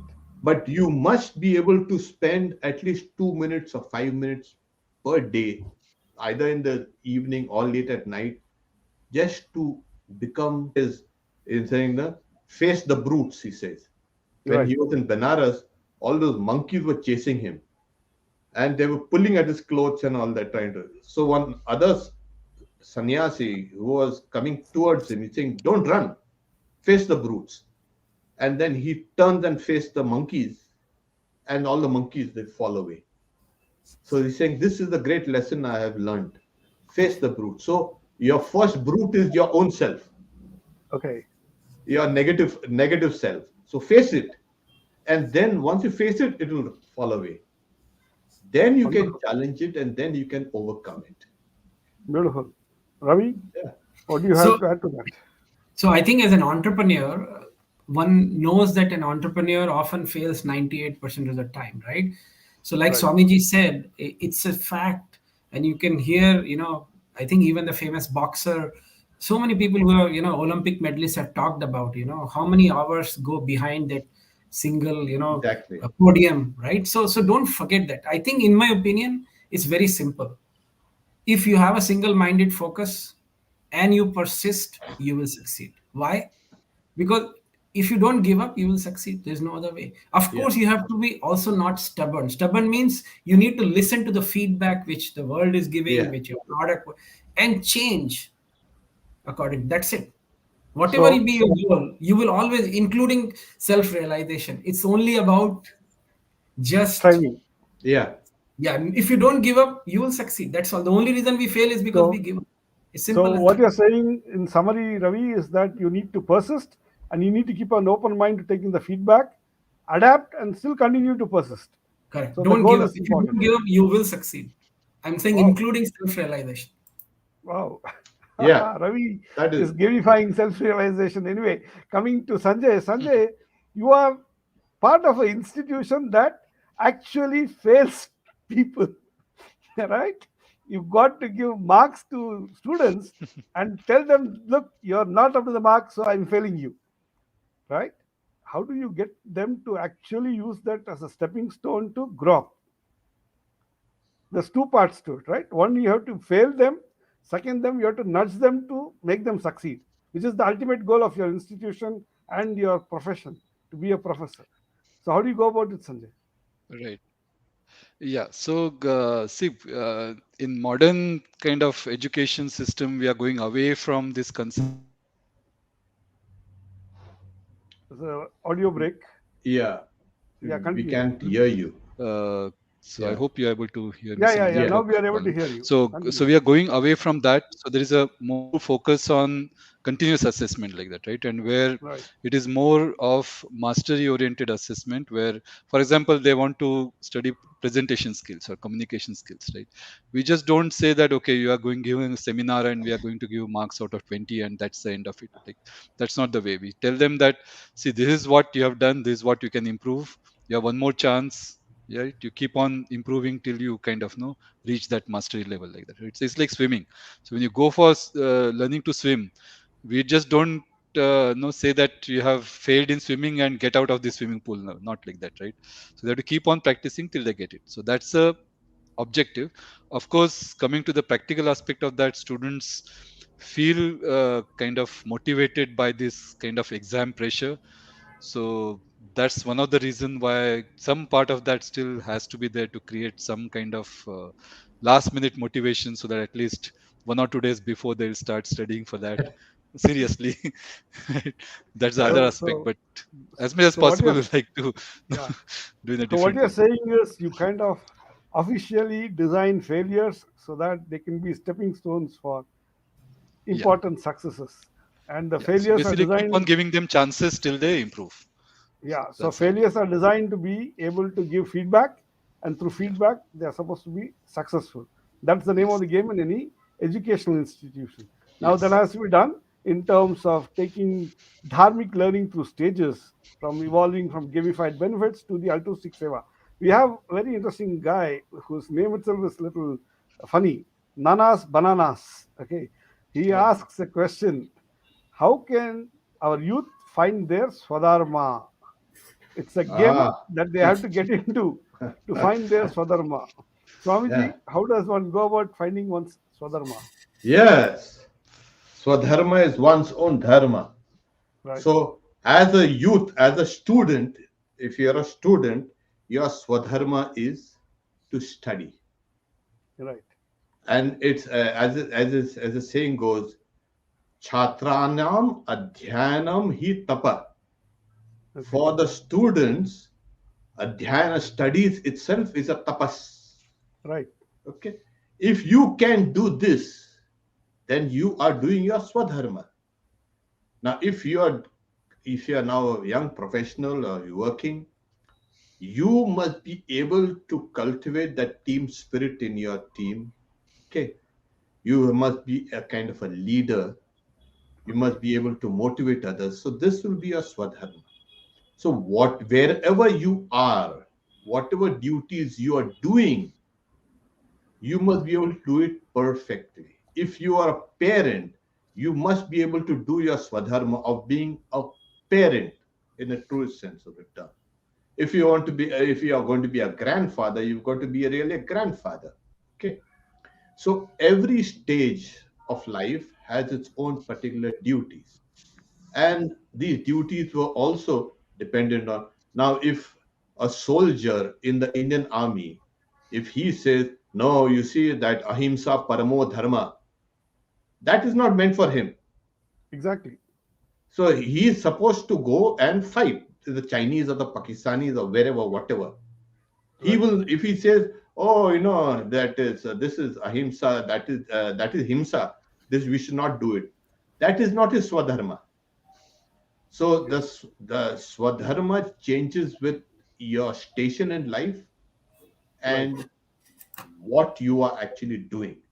So perfect. this is, if you are a youth, you must actually behave like a youth. You see, this is one problem in today's society. Why society is today cracking up is the youth are behaving like old people Right. and the old people are behaving like youth. Oh yeah, Very true, Maharaj. Very this true. this this has created a big problem. When we were growing up, we could not stand like this or sit front of our parents or grandparents and put our feet on like one on the other. We had Right. to behave like this, like we are humble, kind of. Today, Restrained. that Right. social division has broken. Older people are now more, you can say, dangerous to young girls. Yeah, they say. Right. And moreover, these young boys are behaving like old people. I know everything. I've done everything. I've seen everything. Oh no. So you stick to your station in life. Right. Do what you're supposed to do at this particular stage of life. That is your swadharma. That will take Beautiful. you higher and higher. Beautiful. Beautiful. Can you elaborate on this, Ravi? In Yeah, your sure. sense, what is that Swadharma that you are pursuing? I know you have Sure. been making money, you have been on the No, no. Wall So Street, I'll you tell have you, been. and I'll elaborate with a slide. So I'll take Okay, this question a little further. okay. What And Swamiji I'm said is bringing up the slide. absolutely amazing. Right. But I'll flip the question further. See, at some stage, I know my job is to take care of my parents. I need to do. But what is my purpose of life? How do I Yes. discover that, right? And I'll give you this framework again. This people have read Ikigai about. framework. Yes, and then just easy to think. Of course, one can do many ways, which is like, okay, look at what are you good at, what do you really love, for which you will work for free, and what is that the world needs, and what you can be paid for. At the intersection, find something. Again, you'll have to do some contemplation. That Okay. then becomes your purpose. When you do this, you're loving what you're doing, you're good at it, you're getting money for it, and the world also needs it, right? I think that's just practical framework I wanted to share with that husband. Wonderful. Wonderful. So, my question to you, Sanjay, is this: Swadharma is something which teachers, gurus help Shishyas identify, right? Now, do teachers do that to students? Because there's a difference between Guru Shishya and the Parampara there, and the teacher student and the corporate relationship that exists in many of the universities, more so the private universities. So, what's your take on that, Professor Sanjay Chitnis? Yeah, first of all, finding Swadharma is a self-exploration. Nobody outside can really push you in this direction or that direction. So many times, especially students go with the flow, like everybody wants to become doctor, engineer, that kind of thing, like that, right?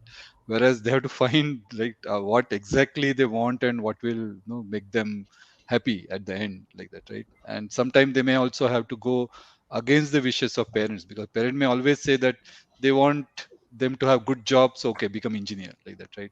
So if you want to do something little different, then that becomes an issue. So as Ravi mentioned, this ikigai is really very beautiful concept. At the same time, to realize it at practical level, right? So one thing Hmm. is finding it out, and second thing is to implement it, like that, right? To, if required, basically take that stand and sustain that stand, right? Because things are not going to be in your kind of direction always, like that, right? You have to Right. face difficult So, times, and you have to yes, yes. struggle, like that, right? Yeah, So it's so a that struggle. also is So, aspect of that. Yeah, so beautiful. So, Swadharma is a struggle. It's essentially about purpose, finding the purpose of life, POL. purpose, exactly, And exactly. POL is a activity that's always ongoing, because what is true as a POL at a certain stage of life, like how Swamiji was saying, the station of life is different at different levels of one's own evolution as one goes Okay. through, and purpose of lives keep changing. But the most important point, which I think is, the vector has to be going towards dharma, more and more towards dharma. Yeah. It cannot be like, Right. I'll be an opportunistic guy whose purpose of life today is, if I'm on the Wall Street, I'll make a ton of money. If I'm in the fish market, I'll try to grab all the fish and might get only rotten fish perhaps. And if I'm trying to be amongst the sadhus and saints, I'll try to say ahimsa, paramo dharma, but I will do what I want to do. Now that Yeah. doesn't work. Yeah. So POL has to be long term. It has got to be swadharmic. It is the exploration of it, and it's in the direction of going more and more towards dharma. That's very interesting, Swamiji. The Yeah, stations of life, how. another way is Swadharma also is centering oneself. We Yes, have come away from the center. You have come back. You have to come back to your own back to center, the center. because that is where your strength is. Beautiful. That is what is Being your integral self exactly. in all your manifestations Yeah. is the Oh purpose of yes. Swadharma. Oh yes. Beautiful, Yeah. beautiful. So, I have a question from our Puja Swamiji Satyapriyanji Maharaj, and he's asking this question: fake it to make it. Now, that's like, should not the approach be not lowering the ideal to real, but raising from the real to the ideal by meditating on the ideal, loving it? Faking is claiming the ideal without reaching it. So, Swamiji, what do you have to? How do you respond to it, and what are the stages? I kind of think it's a vector. Make it to make it should be a vector. It cannot be the other way around. Yeah, of course. What happens is just another kind of. Swami Vivekananda actually says that the ideal should not be lowered down. You Yes, have to raise yourself to an ideal.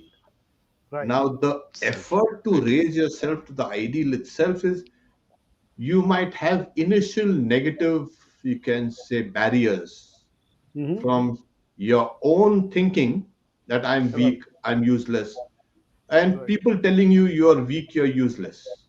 Okay, Okay.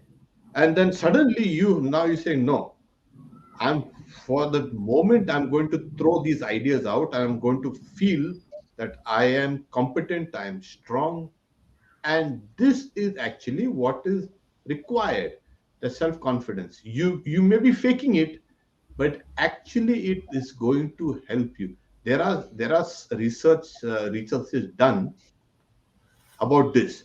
Your body posture, your body language says that you are a kind of a defeatist. But if you can sit down and try to become straight and this and that, you can always see the difference between uh, a, a cadet who has just gone to a military academy is learning hmm, how to march. See that boy or girl and the final officer that comes out. right, So they are instilling into you that kind of discipline. right. So faking it means like you're putting yourself in a kind of a discipline. Okay. And that is pushing you higher and higher and higher. So what you're saying is actually we are not pulling down the ideal to the real. Never. We are actually pushing the real to become the Exactly. ideal. The Yes. vector is important. Very Exactly. interesting. Exactly. So, Sanjay, so Hmm. you bring down the ideal to the real in your classroom, or do you push the students to become more real to become the actual ideal of a good student? What happens in classrooms? Not just you, but I'm generally asking you. Yeah, so of course, yes, we have to push real to ideal. That is the target, but it's very difficult unless students take charge of their own life like that, right? Right. As a teacher, it's very limited what you can do. Typically, we restrict ourselves to technical teaching, right? We teach computer science, no Yeah, basic at the that's most that's the whole thing project-based about secular engineering and those education. nothing. Yeah, correct, Right, correct. right. But For example, the very yeah, purpose of this workshop is to say that sure, secular education is all about information transmission from the teacher to the student, exactly, which is very different from the exactly. Yeah, transformativeness that Vivekananda stood for. Transformativeness that one has through inspired learning. Transformativeness that comes between Guru Shishya. That's the purpose yeah, of this workshop. yeah, And it's a yeah. very interesting thing. So, Ravi, you have anything to add there, or how is that? Yeah. So there are two, three things I was thinking about while we were discussing. So I think Right. in my mind, maybe the statement that fake it to make it is a little too strong, I guess. And I know Swami doesn't mean it that way. What we are kind of implying is there is a cyclical effect between cause and effect. And so, for example, when you get angry, why do they say take a deep breath? Because Yes. we Right. know when we breathe slowly, we become calmer. So it's not Right. that we are in some way artificially reducing anger by doing thing that happens when I'm not angry. So in that sense, it is artificial or whatever forced, not Right. natural. But to me, that's all it is, right? So Yeah. so I'm just trying to mellow down the word because that word may come across a Yeah. little strong to No, no, some no. because it No, may no. Yeah. be Swamiji was pretty straight I'm Yeah. there. just He sharing. said I got the initial essence. So faking it in order to finally make it. yeah, so that is Exactly. one point I want to make. The second I want to Right. make, this is what I've been thinking, which I wanted to add to when you spoke about the failure question. I Okay. think compassionate failure is the word I want to use. What is compassion? If you fail somebody with compassion, what do I Okay. mean? Sanjay. Failing is not the problem. Right. Having the confidence that person will get up and fight back is the key. So how do you Right. have, either they have to have the confidence or you as a teacher or professor have to say, listen kid, I know you have it, you will do it, I know you failed. So that's what I call as compassionate failure. So that's Wonderful. my second thing I Wonderful. wanted to Swamiji. share. Yeah. Another thing is I want to just to push Sanjay's you can say thoughts on this on teacher and all. You may be teaching a technical, purely technical, you can say, knowledge Subject. to the students. But we have seen in, at least I've seen in my life, that the teacher was teaching technical things, but that teacher was so inspirational. Even Right. today, after Very true. all these years, they have died, they have gone away. Most of them, I think. But I still remember them. Sure. Yes. They have Wonderful. taught me technical things, but they were very inspirational. Yeah. Beautiful. True. So Wonderful. if the teacher can say test the students, teach students, even fail them, that student, if he sees the teacher is inspirational, that Super. brings a tremendous Change. influence in that person's life. Yes, Wonderful. Yeah. Wonderful. yes. We have a last True. question, perhaps. Thirumal Prasad is asking again how to synchronize Icha Shakti, Kriya Shakti, and Jnana Shakti for success. I think this is a Ah, very interesting twist to things for the students, I suppose. Students have to be proactive, right? So, how to go about this? yes. You know, these are the three things that God creates the universe: Icha Shakti, Kriya Shakti, and Jnana Shakti. The Jnana Right. Shakti, Icha Kriya Shakti. So it is like that. Now, actually, Icha Shakti, the willpower, Hmm. is translated into Kriya Shakti. Okay. You know, will always is two things. One is your internal desire or drive with outside inputs. Hmm. Okay, it's only when something from outside, some inputs come, that it arouses my will to do something. So just become aware of the inputs, Okay. if they are good inputs or no. They may be false inputs, like they say, false positives. Yes. So you must have that correct knowledge of the inputs. When you have the correct knowledge of the inputs, that it rouses your willpower. And what is willpower? Willpower is nothing but your mind has become focused, steady. Your buddhi, your dhi has become focused, and that focus is translated into kriya. So that jnana becomes icha, and that icha becomes kriya. So this is the way. And how do we do it? Yes, the mind and the body has the capability of expressing it. Why? Because as I said, it is through this that Ishvara creates the universe. And if Ishvara has created the universe with this impulse, that impulse Mhm. also has to be with us. Super. Has to be with us. Wonderful. So, because we are a reflection or a part of Ishvara, so we also have that. So, in the Panchadasi, we have this idea of Jiva Srishti and Ishvara Srishti.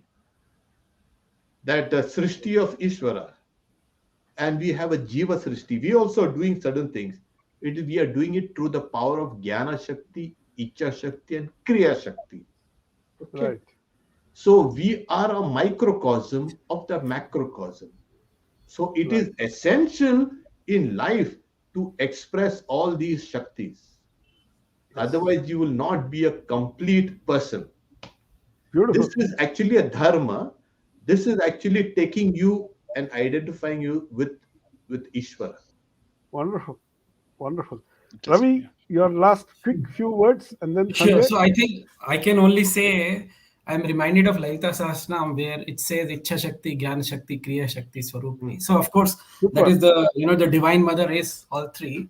But I Yes. think Swamiji put it brilliantly, which is these are the stages. You have the intention and the knowledge, and then you act on it, and then with a single-minded focus and a blend of all three, that is where you do action. Wonderful. Wonderful. Sanjay, your last word. We are Yeah, kind of coming to the essentially, end of this conversation. So, right. yeah. So we have, I think Brihadaranyaka Upanishad also, right? So you are what your deep driving desire is. As your Yes, Yes. desire is, so is your will. As your will right. is, so is your deed. As your Mm. deed is, so is your destiny. Like that, right? Yes, So I Beautiful. think all those things are, yes. yes. Yat So you karma need to kurte work yat on yourself. kraturbhavati Yes. yat Exactly. kraturbhavati tadadivi sampadyate. Yes, sir. Yes, Exactly. Right. Yeah. beautiful. Sure. You need to work on yourself to be an integral self, to be able to Oh yeah. synchronize Icha Shakti, Kriya Shakti, and Jnana Shakti. Wonderful. Swamiji, on that note, friends, on that note, I would like to say that I'd like to request Puja Swamiji to please lead us through Jaikara. Yeah. Jai Shri Guru Maharaj Ji ki Jai. Jai. Jai Jai. Mahamai ki Jai.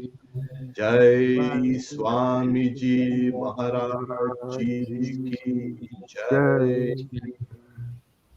So Om wonderful. Shanti Shanti Shanti. Shanti. Shanti. So thank you so much, Swamiji. I think it's been a wonderful time. We are Thank doubly you. thankful to you because 6 p.m. in India was 4:30 a.m. in Yeah. US, In in the place where Hollywood, you live, yeah. in Hollywood. And we are so thankful that you have been so compassionate for us, Thank compassionate you. on us, and shared your gyan, and that's very, very important.